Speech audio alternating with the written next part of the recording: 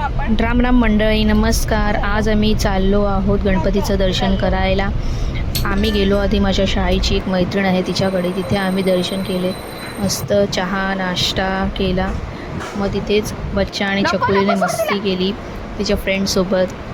त्याच्यानंतर आम्ही गेलो माझ्या आत्याकडे, माझी मोठी आत्या, तिच्याकडे आम्ही दर्शन केले. तिथे पण थोडीफार मस्ती केली, नाश्ता केला. त्याच्यानंतर आम्ही गेलो माझ्या माहेरी, माझ्या आईकडे. तिथे दर्शन केलं छानपैकी.